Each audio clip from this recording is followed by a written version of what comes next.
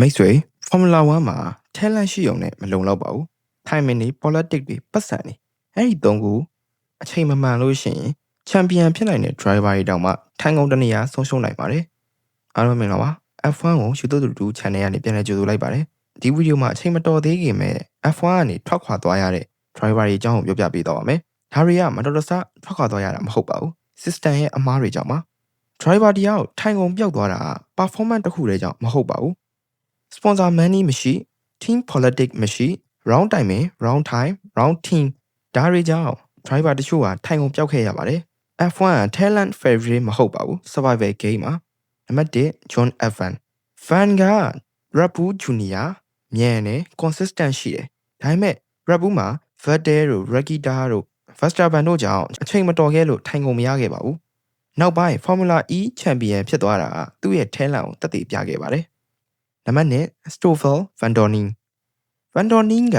GP2 champion McLaren ရဲ့မျှော်လင့်ချက်ဒါပေမဲ့ McLaren ရဲ့အဆိုးဝါးဆုံး error ကိုရောက်ရှိခဲ့တယ် Allison နဲ့ teammate ကြခဲ့ပြီးတော့ကားကလည်းတော်တော်ကြီးဆိုးခဲ့တယ်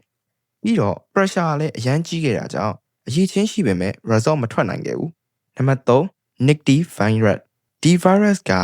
one race one chance Monza မှာ point ရပြီးတော့ hero ဖြစ်ခဲ့ပါတယ်ဒါပေမဲ့ Alpine Tourist မှာအချိန်မရခဲ့ဘူး pressure လည်းအရန်ကြီးမားခဲ့တာကြောင့် season မကုန်ခင်ပဲထိုင်ကုန်နေရပျောက်ခဲ့ပါတယ်နံပါတ်4 Piquet Wehrlein က Mercedes ရဲ့ driver junior ဖြစ်ပါတယ် Storm Race Cup လည်းဖြစ်တယ်ဒါပေမဲ့ team ကအရန်သေးတယ် bad timing လည်းဖြစ်တယ်ဒါကြောင့် result ကိုတေချာမမြင်ရခဲ့ပါဘူးဒါပေမဲ့ Formula E မှာ champion ဖြစ်ခဲ့ပါတယ်နံပါတ်5 Daniel Kvyat က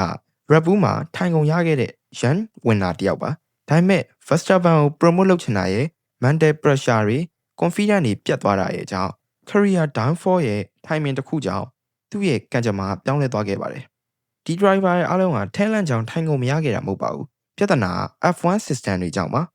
စိတ်ရှည်မှုနည်းသွားတာရဲ့ result culture တွေကြောင့်ရဲ့ talent ထက်ပတ်စံကိုပိုပြီးရွေးသွားတာကြောင့်ပါဒါကြောင့် potential တွေပျောက်သွားတတ်ပါတယ် fan တွေကဒီ driver တွေကိုတကယ်လို့သာဒီ driver တွေရှိနေသေးရင်ဆိုပြီးတော့အများအားမေးတတ်ကြပါတယ်ဒီ driver တွေသာပိုကောင်းတဲ့ကားကိုရခဲ့ရင်ပိုကောင်းတဲ့အချိန်မှသာရှိခဲ့ရင်မတူညီတဲ့အသင်းဝင်သာရခဲ့ရင်ဆိုပြီးတော့ပေါ့ဒါတွေက F1 ရဲ့အကြမ်းတမ်းဆုံးအပိုင်းတွေပဲဖြစ်ပါတယ်တချို့ driver တွေက F1 ကနေထွက်ပြီးတော့ career ပြန်တည်ဆောက်ကြပါတယ်ဒါပေမဲ့ F1 drink ဆိုတာတော့ပြန်မရတော့ပါဘူး F1 ထိုင်ကုန်ဆိုတာကမ္ဘာပေါ်မှာအခက်အခဲဆုံးထိုင်ကုန်ဖြစ်ပါတယ်ကဲဒီတော့ဗီဒီယိုလေးကိုအချင်းချုပ်လိုက်ရအောင်ဒီထိုင်ကုန်ပြုတ်သွားတဲ့အကြောင်းရင်းဟာထဲလန့်ကြောင့်မဟုတ်ဘူး timing တွေ politics တွေပတ်စံတွေကြောင့်ဖြစ်ပါတယ်ဒါကြောင့် F1 ကကားပြိုင်ပွဲတက်မဟုတ်ပါဘူး life changing decision game တစ်ခုဖြစ်ပါတယ်အဲ့တော့ဒီဗီဒီယိုကိုကြိုက်တယ်ဆိုရင် like comment နဲ့ subscribe လုပ်ပေးကြပါဦးအားလုံးကျေးဇူးပါတယ်နောက်ဗီဒီယိုမှာပြန်တွေ့ကြပါမယ်